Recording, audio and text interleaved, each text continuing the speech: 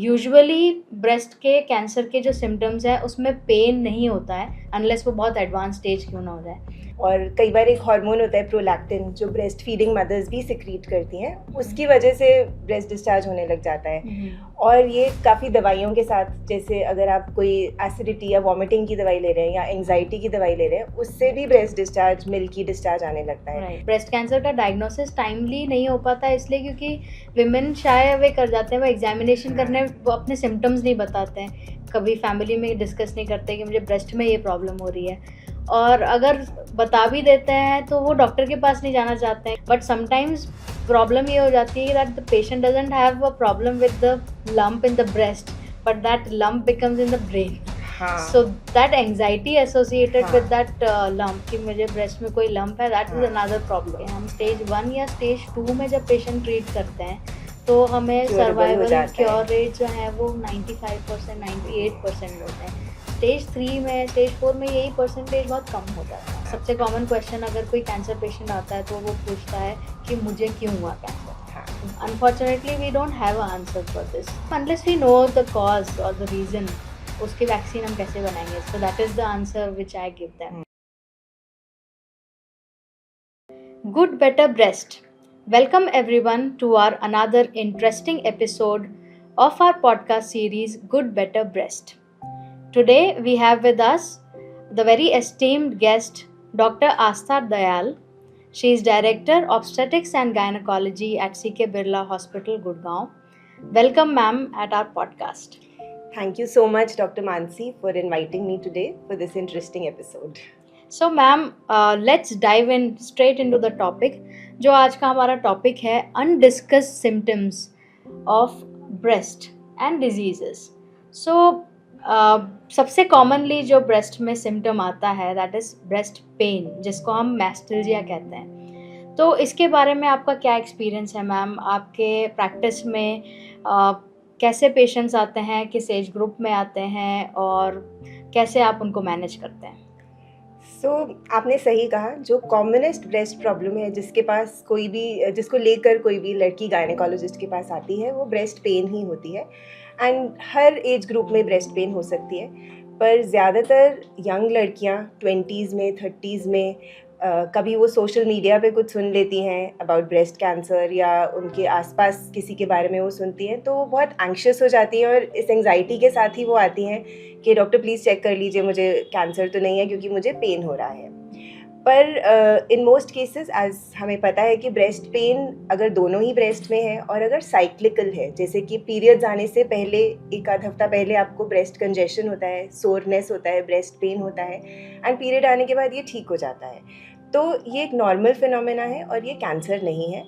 तो जब हम उन्हें रीअश्योर करते हैं, एक बार एग्जामिन कर लेते हैं, तो आधा पेन वहीं ठीक हो जाता है। पर जनरली ये एक कॉमन प्रॉब्लम है और कुछ लोगों को ये काफ़ी तकलीफ़ भी देती है, कुछ लोगों को इसके लिए पेन किलर्स भी लेने पड़ते हैं। पर नॉर्मली अगर आप थोड़ा लाइफस्टाइल इम्प्रूव करें, स्मोकिंग ना करें, कैफ़ीन इनटेक को कम करें, सपोर्टिव ब्रा पहने, अगर आप कुछ हम सप्लीमेंट्स कई बार ऐड कर देते हैं, जैसे कि इवनिंग प्रिमरोज ऑयल या मैग्नीशियम या विटामिन ई सप्लीमेंट्स, उससे ब्रेस्ट कंजेशन कम होती है और उनका पेन भी बेटर हो जाता है। Very rightly said ma'am. So the take home message here is कि अगर ब्रेस्ट पेन दोनों ब्रेस्ट में हो रहा है और साइकिल्स के साथ में चेंज होता है, यानी मेंसेस आने से पहले पेन होता है जो प्री मेंस्ट्रुअल सिंड्रोम जिसको हम कहते हैं, एंड साइकिल्स के बाद अपने आप चले भी जाता है, तो ये एक नॉर्मल फिजियोलॉजिकल या नॉर्मल फिनोमेना है, कोई डिजीज़ नहीं है, तो इसमें डरने की या एंग्शियस होने की बात नहीं है। But at the same time एक बार आप स्पेशलिस्ट से मिल लें, एग्जामिनेशन हो जाए, सो दैट हेल्प्स, वो रीअश्योरेंस ही इनफ होता है कई बार। बट अगर बहुत बॉदरिंग प्रॉब्लम है कि आप अपने रूटीन एक्टिविटीज़ नहीं कर पा रहे हैं, then we can have some treatment options available for such patients. So ma'am, something about the non cyclical breast pain, उसके कंप्लेन को कैसे हैंडल करते हैं? कई बार ब्रेस्ट पेन एक पर्टिकुलर एरिया ऑफ ब्रेस्ट में है या एक ही ब्रेस्ट में है और ये पीरियड से रिलेटेड नहीं है, तो इसमें ज़्यादातर ये कुछ ब्रेस्ट ग्लैंड का इन्फ्लेमेशन या जनरली फैट नेक्रोसिस या कोई सिस्ट हो अगर ब्रेस्ट में, या फाइब्रोएडेनोसिस की वजह से हो सकता है। तो नॉन साइक्लिकल ब्रेस्ट पेन को ट्रीट करना कई बार थोड़ा मुश्किल होता है क्योंकि वो ज़्यादा डिस्टर्बिंग होती है, और इस केस में अगर मुझे एग्जामिनेशन में कुछ सस्पिशियस नहीं लगता, फिर भी मैं चाहती हूँ कि एक अल्ट्रासाउंड मैं पेशेंट का ज़रूर करा लूँ, जिससे हमें कुछ भी ऐसा चीज़ है तो वो रूल आउट हो जाए। वेरी राइट मैम, हम इसको कहते हैं अपॉर्चुनिस्टिक स्क्रीनिंग, कि क्योंकि पेशेंट किसी सिम्टम के साथ में आया ही है हमारे पास, तो क्यों नहीं हम उसकी स्क्रीनिंग कैंसर के लिए भी उसी टाइम करते हैं। बट इसको मिसअंडरस्टूड कर लेते हैं लोग कि ये पेन है तो शायद कैंसर के साथ लिंक्ड है, which is not the case. Usually breast के कैंसर के जो सिम्टम्स हैं उसमें पेन नहीं होता है, अनलेस वो बहुत एडवांस स्टेज क्यों ना हो जाए। बट इन पेशेंट्स का हम अपॉर्चुनिस्टिक स्क्रीनिंग करते हैं, that is just because you are in the hospital, let us do a mammography and ultrasound for such patients. कई बार इन पेशेंट्स को कुछ सिस्ट, फाइब्रोसिस्टिक डिजीज या फाइब्रोएडिनोमास जो बिनाइन लम्स होते हैं, या फाइब्रोएडिनोसिस, इस टाइप के सिम्टम्स आ भी जाते हैं, तो भी वो ज़रूरी नहीं है कि पेन को कंट्रीब्यूट कर रहे हैं। Pain can be a different entity all together, जो ग्लैंड के हार्मोनल चेंजेस की वजह से हो रहा है, and they can still have a benign fibroadenoma which is not painful. So this is something which they need to understand, that these are two separate symptoms or problems they have, and that's how we move about it. हाँ, एक और common problem होती है breast discharge, जिसके साथ मेरे पास बहुत बारी पेशेंट्स आते हैं, आपने भी देखे होंगे। Right ma'am, so ma'am nipple discharge तो कॉमन प्रॉब्लम है, जो मैक्सिमम 70-80% तो आई थिंक गैलेक्टोरिया या मिल्क डिस्चार्ज ही होता होगा, एंड देन क्लियर डिस्चार्ज होता है। बट इसमें यही डिफ्रेंशिएट करना ज़्यादा इम्पॉर्टेंट है कि ये फिजियोलॉजिकल यानी नॉर्मल डिस्चार्ज है या पैथोलॉजिकल है, कि कुछ डिजीज़ है उसकी वजह से डिस्चार्ज हो रहा है। क्योंकि ज़्यादातर लड़कियां मिल्की डिस्चार्ज के साथ आती हैं या ट्रांसपेरेंट डिस्चार्ज, जो कि हार्मोनल चेंज है, और कई बार एक हार्मोन होता है प्रोलैक्टिन, जो ब्रेस्ट फीडिंग मदर्स भी सिक्रीट करती हैं, उसकी वजह से ब्रेस्ट डिस्चार्ज होने लग जाता है। और ये काफ़ी दवाइयों के साथ, जैसे अगर आप कोई एसिडिटी या वॉमिटिंग की दवाई ले रहे हैं या एंग्जाइटी की दवाई ले रहे हैं, उससे भी ब्रेस्ट डिस्चार्ज, मिल्की डिस्चार्ज आने लगता है। एंड कई बार स्ट्रेस और एक्सरसाइज की वजह से भी ये डिस्चार्ज आ जाता है। तो लोग अगेन बहुत डरते हुए आते हैं फिर मेरे पास, पर अगेन उनको रीअश्योरेंस चाहिए होता है। हम लोग एक प्रोलैक्टिन और थायराइड भी चेक कर लेते हैं। सो मैम बेसिकली अगर प्रेगनेंसी के अलावा मिल्क डिस्चार्ज हो रहा है, लैक्टेशन के अलावा, सो दैट इज गैलेक्टोरिया, एंड उसके रीजंस जैसे आपने बताया वो है, एंड देन उसके टेस्टिंग के लिए prolactin levels and thyroid levels आप चेक कर लेते हैं। एंड क्लियर डिस्चार्ज एजिंग के साथ में, डक्टल एक्टीजिया के साथ में, वो भी एक कॉमन सिम्टम है उस एज ग्रुप में। लेकिन अगर इनमें से किसी भी निपल डिस्चार्ज में ब्लड आता है या ये ग्रीनिश डिस्चार्ज है, तो तब हमें उसको सीरियसली लेना है, या that is a alarming sign. तब इनफैक्ट मैं पेशेंट्स को बोलती हूँ कि आप प्लीज़ ब्रेस्ट सर्जन से मिलें, मैं आपके पास ही भेजती हूँ। तो उसमें फिर आपको ज़्यादा एवैल्यूएशन की ज़रूरत है, पर आई थिंक फिर भी कई बार वो ऐसे खतरनाक नहीं होता है, क्योंकि when I tell my patients कि आप ब्रेस्ट सर्जन से मिलें तो वो डर जाते हैं, पर उसके बाद आपको आगे सो मैम ग्रीनिश डिस्चार्ज भी काफ़ी कॉमन होता है, एंड उसके मल्टीपल डक्टल पैथोलॉजीज हो सकती है। एक याद होगा आपको मैम, पेशेंट ऐसे ही ग्रीनिश डिस्चार्ज के साथ में आपने भेजा था, बट वो काफ़ी डरी हुई, जैसा आपने कहा कि अगर ऑन्कोलॉजिस्ट या ब्रेस्ट स्पेशलिस्ट के पास भेज दिया तो वो वेटिंग रूम में ही इतना डर जाते हैं कि मुझे यहाँ क्यों रेफ़र कर दिया गया। बट उसको इवैल्यूएशन पे मैम इंट्राडक्टल लीजन भी निकला, there was a lump in the duct, but it came out to be benign papilloma. हमने इसकी सर्जरी करी and it came out benign, मतलब नॉन कैंसरस। सो ज़रूरी नहीं है कि ग्रीनिश डिस्चार्ज है या ब्लड डिस्चार्ज है तो कुछ कैंसरस ही निकले, but it has to be taken seriously, that is what we are discussing here. Right, तो इवैल्यूएशन ज़रूरी है, डॉक्टर के पास जाना ज़रूरी है, बट डरना ज़रूरी नहीं है। एक और बात बताइए मैम, ये जो हम निपल डिस्चार्ज का साइटोलॉजी करते हैं, कभी you find it helpful? Because in my practice usually it is a haemorrhagic, very sometimes very less cellular, तो कुछ मतलब कंक्लूजन निकलता नहीं है उसमें से। हाँ, एंड आई थिंक आजकल हमारे पास बेटर मोडालिटीज़ आ गए हैं, इमेजिंग के, बायोप्सी के, तो हमें जनरली उसकी ज़रूरत नहीं है अभी। तो और अल्ट्रासाउंड, एमआरआई, मैमोग्राफी, इन सब से ही हम जान सकते हैं कि क्या है। सो मैम ये सब तो खैर चलता रहेगा, बट एक सवाल है मेरे मन में कि आपने गायनेकोलॉजी ब्रांच क्यों चूज़ किया? And it's a very hectic branch ma'am. आप दिन भर भी पेशेंट्स देखते हैं, नाइट कॉल्स भी अटेंड करते हैं, एंड विमेन के सिम्टम्स सारे, ब्रेस्ट के भी सिम्टम्स सुन रहे हैं, सारे सुन के परेशान हो जाते हैं कभी? नहीं, actually I think I love being with women. And जब मैं हॉस्पिटल में इंटर्नशिप में थी तो हर डिपार्टमेंट में जैसे हमारी पोस्टिंग होती है, तो गायनी एक थोड़ा हैप्पी प्लेस था। बाकी सब जगह बहुत दुखी पेशेंट्स होते हैं, बहुत बीमार होते हैं, तो ये एक थोड़ी हैपनिंग जगह लगती थी मुझे। तो I enjoyed every bit and moment of it. But एक कनेक्ट भी होता है, I think as a woman हम एक और लेडी के साथ कनेक्ट कर सकते हैं इमोशनली। एंड ऑब्वियसली उनकी प्रॉब्लम सुनने में आप थोड़ा सा एम्पथाइज भी ज़्यादा कर सकते हो। आपको समझ आता है कि वो क्या किस चीज़ से गुजर रही हैं। You also must have seen, जैसे I think as a breast cancer surgeon आप तो बहुत ज़्यादा उनके साथ अटैच्ड होते हो, उनके बहुत डिफिकल्ट फेज में होते हो। या मैम, मैंने भी अपने ट्रेनिंग पीरियड में रियलाइज़ किया कि ब्रेस्ट कैंसर का डायग्नोसिस टाइमली नहीं हो पाता, इसलिए क्योंकि विमेन शाय अवे कर जाते हैं, वो एग्जामिनेशन करने वो अपने सिम्टम्स नहीं बताते हैं, कभी फैमिली में डिस्कस नहीं करते कि मुझे ब्रेस्ट में ये प्रॉब्लम हो रही है, और अगर बता भी देते हैं तो वो डॉक्टर के पास नहीं जाना चाहते हैं क्योंकि वो एम्बैरेसमेंट लगती है उनको एग्जामिनेशन कराने में। एंड उसकी वजह से अगर हम डायग्नोज नहीं कर पा रहे हैं राइट टाइम पे, ट्रीट नहीं कर पा रहे हैं, so this is something which I wanted to make difference into. That's why I went into cancer surgery. So even as a gynecologist I feel कि I am the first point of contact. तो at least मेरा वो rapport हो कि अगर patient को कोई problem है तो वो झिझके नहीं, वो आराम से मुझसे बात कर सकता है, बता सकता है। Yeah ma'am, rightly said ma'am. I would say 90% of our patients कोई भी symptoms के साथ में जो आते हैं वो मोस्टली पहले गायनेकोलॉजिस्ट के पास ही जाते हैं, एंड वहाँ डिस्कस होने के बाद, वहाँ रेफर होने के बाद then they come to us. कोई भी मतलब इट्स वेरी रेयर कि कोई डायरेक्टली हमारे पास आ जाता है कि हमें कैंसर तो नहीं है। पर दुख की बात यह है कि लोग लंप होने के बाद आते हैं, कोई स्क्रीनिंग के लिए नहीं आता। 80% लोग अभी भी लंप के साथ आते हैं और फिर उनका हमें डायग्नोसिस पता चलता है। That brings us to our very dreaded symptom of breast, that is a lump.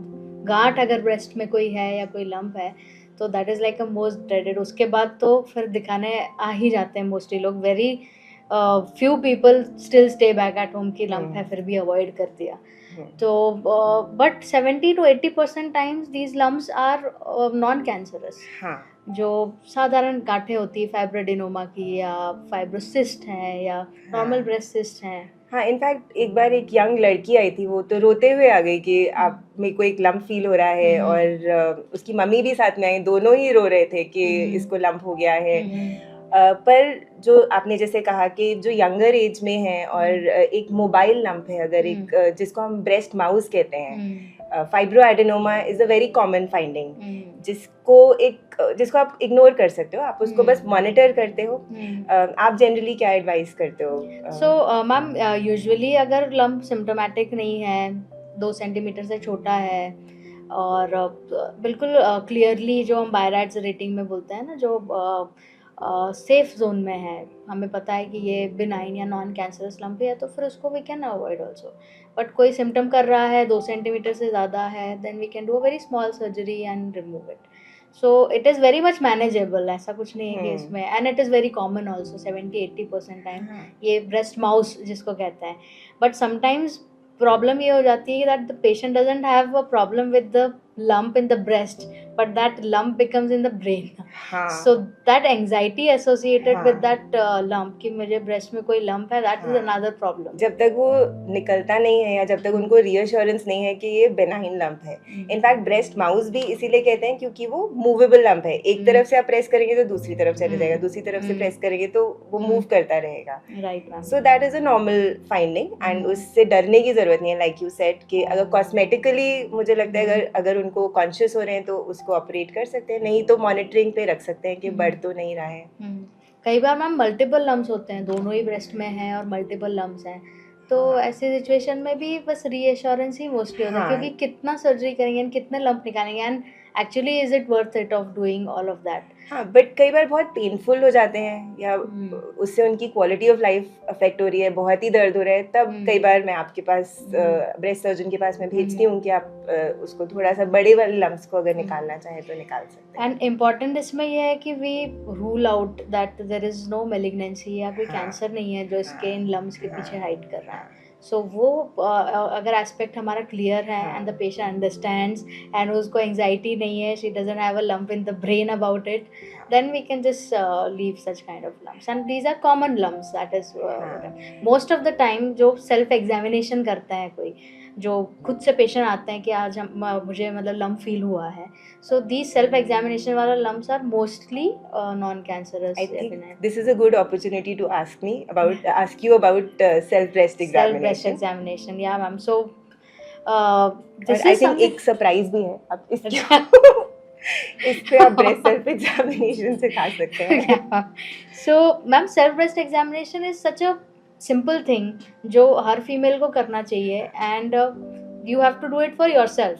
It is just about being aware about yourself. Self breast examination महीने में हमें एक बार करना चाहिए. Has to be done after menses because pain कम हो जाता है थोड़ा, कई बार कंजेशन भी कम हो जाता है पेशेंट्स का.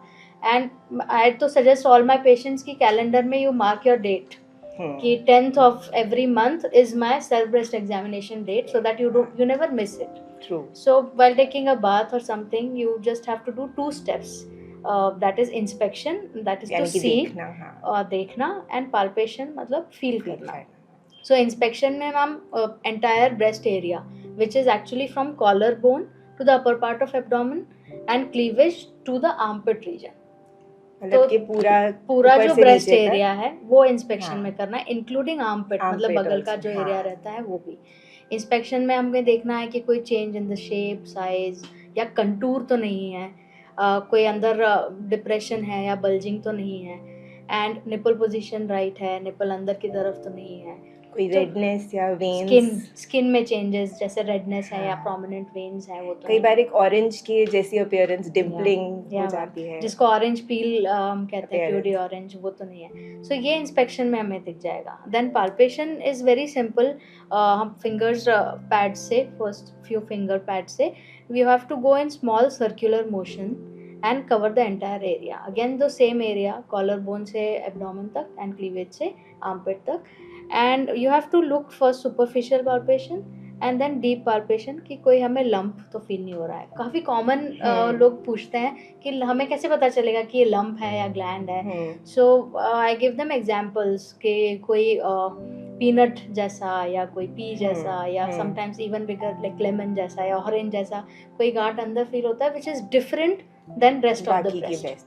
दूसरे ब्रेस्ट से अलग फील हो रहा है वो, तो वो लंप है. एंड आई थिंक उनको चेस्ट वॉल के अगेंस्ट प्रेस करना चाहिए रादर देन ब्रेस्ट को ही आपस में करते रहेंगे तो वो मूव हो जाता है. बिल्कुल राइट मैम. बहुत सारे पेशेंट्स जो है वो ऐसे एग्जामिन करते हैं. सो वो ब्रेस्ट में आपस में जब एग्जामिनेशन होता है सो वो नॉर्मल ग्लैंड भी लंप जैसा कई बार फील होता है. So on the contrary it has to be flat on the chest. And nipple position, nipple का रिट्रैक्शन, निपल प्रेस करके कोई इसमें डिस्चार्ज तो नहीं है.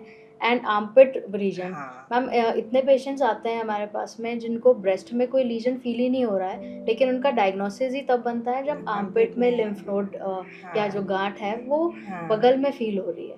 सो that is sometimes a presenting. I think ये इसलिए ज़रूरी है क्योंकि ब्रेस्ट की टेल भी आर्मपिट तक है और जो फर्स्ट लिम्फ नोड्स है वो भी आर्मपिट में ही जाते हैं, तो वो एरिया मिस नहीं करना है during examination.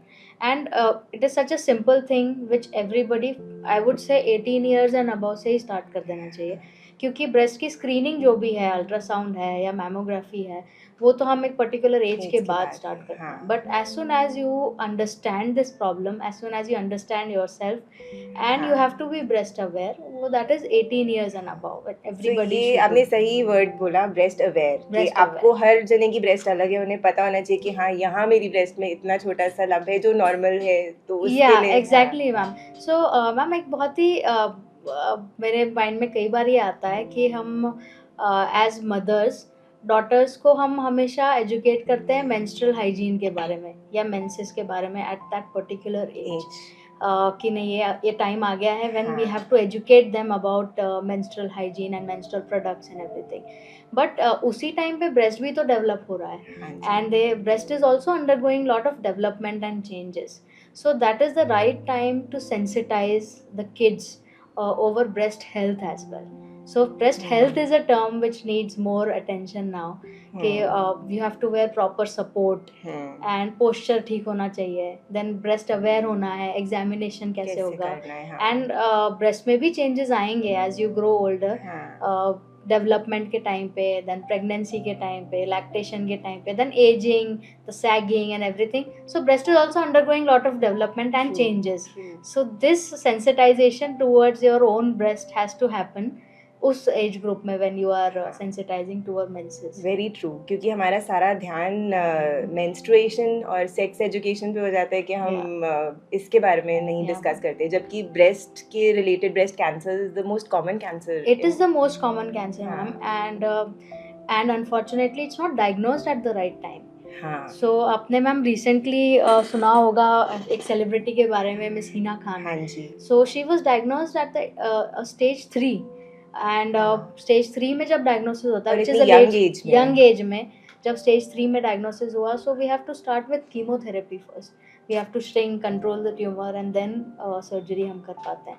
So this is actually जो इनकी सिचुएशन है, this is more than 50% of our patients जो हैं इंडिया में वो इसी स्टेज में डायग्नोस हो रहे हैं. बट ये क्योंकि हम ब्रेस्ट स्क्रीनिंग लाइक मैमोग्राफी के बारे में हम 40 इयर्स के बाद बात करते हैं, तो उससे यंगर एज में इतने सारे कैंसर्स देखने में आ रहे हैं. तो आई थिंक जैसे कि हमने बात किया कि breast examination is one good modality, और अगर आपको डाउट हो तो डॉक्टर से ज़रूर मिले, इवैल्यूएट करवा लें, तो उससे थोड़ा सा एटलीस्ट रिलेटिवली अर्ली स्टेज में हमें पता चल जाएगा. सो मैम आइडियल सिचुएशन में तो हमें साल में एक बार स्क्रीनिंग करनी चाहिए, but at least if not that हम सेल्फ एग्जामिनेशन तो कर सकते हैं, ताकि अगर कोई लंप है, कोई चेंजेस हैं, तो हम उसे जल्दी पकड़ सकें. हम स्टेज 1 या स्टेज 2 में जब पेशेंट ट्रीट करते हैं तो हमें सर्वाइवल क्योर रेट जो है वो 95%, 98% मिलते हैं. स्टेज 3 में, स्टेज 4 में यही परसेंटेज बहुत कम हो जाता है. बट एक बात जो मैंने चेंज नोटिस किया है मैम ओवर द इयर्स, कि एटलीस्ट अब now people are talking about it. In fact शायद सेलिब्रिटीज के इन्वॉल्वमेंट, जैसे एंजेलिना जोली ने हेरिडिटरी ब्रेस्ट कैंसर्स के बारे में अवेयरनेस फैलाई. अब जब भी सोशल मीडिया पे किसी सेलिब्रिटी के बारे में पता चलता है, तो उन दिनों बहुत सारे पेशेंट्स आते हैं कि आप हमारा ब्रेस्ट चेक कर लीजिए. हमें साइकोलॉजिकली भी उनको लग रहा होता है कि कुछ प्रॉब्लम तो नहीं है, पर ये टेम्पररी स्केयर होता है. बट एक तरीके से अवेयरनेस तो कर ही रहे हैं. हाँ, वो एक अच्छा पॉइंट है फ्रॉम सोशल मीडिया. मैम ऐसे ही एक सर्वाइकल कैंसर का भी एक्सपीरियंस आया होगा. हाँ, एक सेलिब्रिटी है पूनम पांडे, जिन्होंने एक सर्वाइकल कैंसर के बारे में हुआ था. तो इनफैक्ट मुझे याद है उस वीकेंड पे कितने सारे लोगों ने मुझसे आके सर्वाइकल कैंसर की वैक्सीन लगवाई. सो that is true ma'am. Celebrity which was a good thing that people did, and I think this is also a responsibility of celebrities to spread awareness, so that's the good thing that they're doing. Whatever way they're doing whatever way it happens ma'am, at least लोगों ने search तो किया stage 3 breast cancer होता क्या है, cervical cancer क्या होता है, अच्छा उसकी वैक्सीन होती है, ये देखा उन्होंने और ये कराया. सो इन अ वे इट वाज गुड. पर ब्रेस्ट कैंसर की वैक्सीन के बारे में क्या हो रहा है ma'am? This is such a common question. सबसे कॉमन क्वेश्चन अगर कोई कैंसर पेशेंट आता है तो वो पूछता है कि मुझे क्यों हुआ cancer. Unfortunately we don't have a answer for this. And next question है कि is there anything we can do कि प्रिवेंट कर सकते हैं. इनको हो गया है तो सिस्टर पूछ रही हैं कि मैं कुछ कर सकती हूँ कि मुझे ना हो. सो ma'am unless we know the cause और द रीजन, उसकी वैक्सीन हम कैसे बनाएंगे? So that is the answer which I give them. So we are still at, even if we understand cancer at a very genetic and molecular level, we still are far away for getting something to prevent cancer. पर फिर भी जो risk factors हैं, जैसे diabetes, blood pressure, obesity, alcohol, smoking या breast feed ना करना, वो सब चीज़ें तो हम मॉडिफाई कर सकते हैं.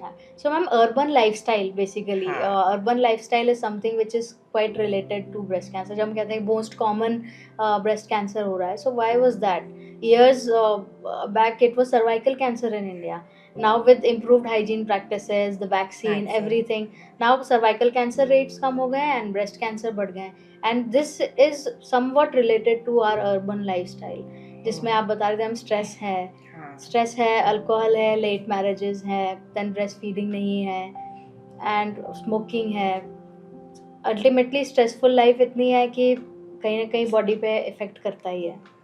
In fact ma'am lot of our patients are teachers, so मैं कई अच्छा हाँ जैसे ही मैं पूछती हूँ what do you do, every time I interact with my patients I ask them that what do you do, so most of the time they're saying teachers, so I just think are all the teachers like in lot of stressful condition or it is just a bias which I'm getting in the hospital, but it definitely has to play some role in हो the सकता stress है, factor. But I think अब genetic, जैसे आपने पूछा कि अगर किसी की बहन को है तो वो अगर आपसे पूछते हैं कि वो क्या कर सकते हैं, तो आजकल जेनेटिक स्क्रीनिंग एंड टेस्टिंग भी अवेलेबल और अफोर्डेबल हो चुकी है, तो क्या आप अपने पेशेंट्स को रेकमेंड करते हो? Ma'am, genetic testing to a particular group, so only 15 to 20% are hereditary and familiar. सो अगर वो पर्टिकुलर कैटेगरी में फॉल करते हैं, आजकल तो AI टूल्स भी हैं मैम बहुत सारे, सो ऑनलाइन टूल्स में हम इंफॉर्मेशन पुट इन करते हैं and we can have a risk prediction कि ये इनका जेनेटिक कैंसर होने का रिस्क कितना है, then we can do certain test. But इसमें सबसे इम्पोर्टेंट ये है मैम कि we don't have to do these test as over the counter test. जैसे हमने ब्लड टेस्ट करा लिए जाके या ECG करा लिया, वैसे ही genetic test over the counter जाके नहीं कराना चाहिए। उसके पहले हमेशा जेनेटिक टेस्टिंग के पहले pre testing counselling is very important, pre testing counselling, then genetic test and then post testing counselling. क्योंकि कोई कैंसर पेशेंट का जब हम जेनेटिक टेस्ट करते हैं दे स्टिल अंडरस्टैंड कि इसकी क्या इम्प्लीकेशन है मेरे लिए, लेकिन कोई नॉर्मल इंडिविजुअल है जैसे कैंसर पेशेंट का फैमिली मेंबर है, उसका हमने जेनेटिक टेस्ट कर दिया, so she has to understand कि मेरे इसके लिए क्या कॉन्सिक्वेंसेज हैं, इसके अगर पॉजिटिव आता है तो क्या करना है, नेगेटिव आता है तो क्या करना है। सो आपने सही बोला, मेरी ही एक कज़न है दूर की, उनकी मदर और उनकी नानी दोनों को ब्रेस्ट कैंसर था, तो अब उनको मुझे काउंसिल करना पड़ा कि आप टेस्ट करा लीजिए, बट अब इतनी यंग लड़की का मैं टेस्ट कराऊं, उसके पूरे लाइफ के लिए मैं उसको ये स्ट्रेस दे दूं, तो फिर मुझे बोलना पड़ा कि आप पहले प्रेगनेंसी कर लो, ब्रेस्ट फीड कर लो, उसके बाद मतलब उस बट एज अप्रोप्रिएट टाइम पे आप ये टेस्ट कराओ, तो काफ़ी मुश्किल हुआ मुझे वो काउंसिल करना। आई थिंक उसके लिए एक्सपर्टीज चाहिए। सो मैम इंडिया में एक्चुअली अनफॉर्चुनेटली बहुत यंग विमेन को होता है कैंसर, जो मतलब अगर हम वेस्टर्न डेटा देखेंगे तो 50s 55 ऐसा एज ग्रुप है, लेकिन इंडिया में मैम 30s 35 40s इस एज ग्रुप में ज़्यादा पेशेंट है एंड जेनेटिक कैंसर भी ज़्यादा है मैम इंडिया में, but we are still at a stage of gathering data for Indian genetic cancers, but ज़्यादा कैंसर हमारे जेनेटिक हैं which we are still trying to establish. So इन patients के लिए जो सोशल इम्प्लीकेशंस है, so when we talk about a patient जिसको 50s में कैंसर हुआ है या जिसको 30s में हुआ है, सो उसके सोशल इम्प्लीकेशंस टोटली चेंज हो जाते हैं। सो 30s वाले जो पेशेंट हैं, जैसे आपने कहा कि फैमिली कंप्लीट है कि नहीं, मैरिज हुई है कि नहीं, ये सारे इश्यूज वहाँ पर ज़्यादा इम्पोर्टेंट हो जाते हैं। सो अल्टीमेटली बॉटम लाइन सबके लिए यही है मैम कि at least self breast examination is something which you must do, and इसमें कौन से सिम्टम्स हैं जो एक्चुअली अलार्मिंग सिम्टम्स है कैंसर के लिए, वो है कि अगर कोई लंप है जो पेनलेस है, painless lump is something which is a problem area.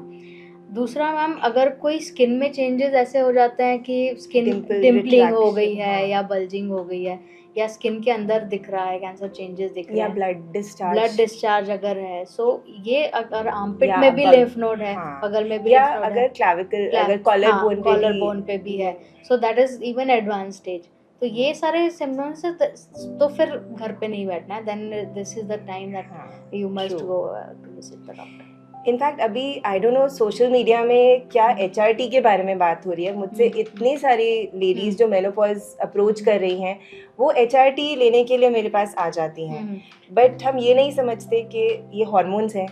सो हम HRT that is hormone replacement therapy, so basically जो मेनोपॉज में लेडीज चले जाती हैं उनके हार्मोन लेवल्स कम हो जाते हैं, सो हम एक्सटर्नल हार्मोन मतलब बाहर से हम टैबलेट्स हार्मोन सप्लीमेंट करते हैं, so that is hormone replacement for menopausal women. But इसका डायरेक्ट कोरिलेशन ब्रेस्ट कैंसर के रिस्क के साथ में लिंक्ड है ऑलरेडी, बट सोशल मीडिया में कई बार, जैसे हम अच्छी बातों के बारे में बात करते हैं, कई बार अवेयरनेस इनकम्प्लीट रह जाती है, पूरी उनको इन्फॉर्मेशन नहीं दी जाती। अब हर लेडी बूढ़ा नहीं होना चाहती, तो वो यंग दिखने के लिए, हेल्दी बोन्स के लिए, हर चीज़ के लिए उनको हार्मोन रिप्लेसमेंट चाहिए।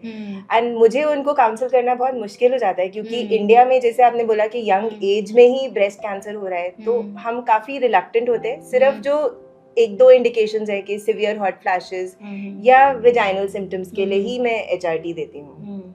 सो मैम बेसिकली जो ये हार्मोन्स हैं, ये एक्सटर्नल हार्मोन्स हमारे बॉडी में जाके कहीं ना कहीं इफेक्ट तो करेंगे ही, एंड ब्रेस्ट भी तो हार्मोन सेंसिटिव ऑर्गन है, हार्मोन रिसेप्टर्स हैं उस पर, तो ये हार्मोन्स जो सप्लीमेंट्स है ये वहाँ पर भी एक्ट करेंगे ही। बट स्टडीज़ ने प्रूव किया है कि एक्सटर्नल हार्मोन्स जब हम लेते हैं सो ब्रेस्ट कैंसर का रिस्क बढ़ जाता है। तो हार्मोनल रिप्लेसमेंट में तो है ये प्रूवन स्टडीज़ में, बट ओरल कॉन्ट्रासेप्टिव पिल्स के बारे में क्या कहना चाहेंगे मैम? वो भी तो एक्सटर्नल हार्मोन्स हैं। सो ओरल कॉन्ट्रासेप्टिव पिल्स की कोई ऐसे डायरेक्ट स्टडीज़, उससे हम कोरिलेट ब्रेस्ट कैंसर को नहीं कर पाए, बट अगर ब्रेस्ट सिस्ट्स हैं वो ओरल कॉन्ट्रासेप्टिव से होती हैं। एंड सिर्फ कॉन्ट्रासेप्शन के लिए हम 35 साल के बाद रेकमेंड नहीं करते, ताकि कुछ भी अगर एक्सटर्नल हार्मोन्स है तो वॉश आउट हो जाएं जब तक कि मेनोपॉज हो। बट इंडिया में ज़्यादातर दुख की बात यह है कि मेल्स इतना कॉन्ट्रासेप्शन को सीरियसली नहीं लेते, तो फीमेल के ऊपर ही पूरी रिस्पॉन्सिबिलिटी आ जाती है। तो ज़्यादातर लेडीज़ ओरल कॉन्ट्रासेप्टिव्स ले रही होती हैं। तो मैम गैप भी रखते हैं कुछ, जैसे हमारी हिस्ट्री जब हम लेते हैं तो हम कि कितने टाइम तक आपने लिया है, सो समथिंग अगर 5 साल तक लिया या 2 10 साल साल, तक, हाँ, इतना लंबा भी लोग ओरल कॉन्ट्रासेप्टिव लेते हैं, so that is not a healthy habit. So अगर लेना भी है तो कुछ महीनों के लिए लिया and then you give a break, या अदर मेथड्स यूज़ कर लिए, but it should not be continued कि 2 साल 5 साल 10 साल से आप कंटिन्यूस मेडिकेशन ले ही रहे हैं। मैम आई रिमेंबर एक पेशेंट था फ्यू ईयर्स बैक, उसको लैक्टेशन के टाइम पर मैस्टाइटिस, जो हम कहते हैं एब्सेस या इन्फेक्शन हो जाता है जो ब्रेस्ट फीडिंग में, वो डायग्नोज किया था। And multiple line of treatments हम देते रहे, 2 महीने तक वो अलग अलग एंटीबायोटिक्स खाती रही, एंड फिर भी वो लम्प जो है या जो इन्फेक्शन है वो रिजॉल्व नहीं हो रहा था। So then we did a biopsy for her and she came out positive for breast cancer.